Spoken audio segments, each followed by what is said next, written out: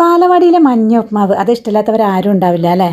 രാവിലെ പുട്ടിന് നനച്ച കുറച്ച് ചോളപ്പൊടിയും തേങ്ങയും ഉണ്ടായിരുന്നു കേട്ടോ. അതിനകത്തോട്ട് കുറച്ച് ചെറുപയർ പൊടി റാഗിപ്പൊടി മിക്സ് ചെയ്ത് വെച്ചിട്ട് നന്നായിട്ടൊന്ന് നനച്ച് കൊടുക്കുന്നുണ്ട് കേട്ടോ. പണ്ട് ബാലവാടിയിലൊക്കെ പലതരം ധാന്യങ്ങൾ മിക്സ് ചെയ്തിട്ടാണ് ഈ ഉപ്മാവ് ഉണ്ടാക്കുന്നതെന്ന് കേട്ടിട്ടുണ്ട്. നനച്ച് വെച്ച ശേഷം ഇത് എണ്ണ ചൂടാക്കി കടുക് പൊട്ടിച്ച് ഉഴുന്ന് പരിപ്പും ചുവന്ന മുളകും കറിവേപ്പിലൊക്കെ ഒന്ന് മിക്സ് ചെയ്ത് നമ്മൾ നേരത്തെ നനച്ച് വെച്ച പൊടിയും കൂടെ ഒന്ന് ചേർത്ത് കൊടുത്തു കേട്ടോ. ഒരല്പം ഉപ്പ് കുറവാണെന്ന് തോന്നി അതും കൂടെ ചേർത്ത് കൊടുക്കുന്നുണ്ട്. പോരാത്തതിന് വെള്ളം കുറഞ്ഞെന്ന് തോന്നിയപ്പോൾ ഞാൻ കൈ വെച്ച് ഒരല്പം വെള്ളവും കൂടെ നനച്ച് കൊടുക്കുന്നുണ്ട് കേട്ടോ. ഇനി ഇത് മിക്സ് ചെയ്ത് നന്നായി അടച്ചു കൊടുക്കേ വേണ്ടുള്ളൂ.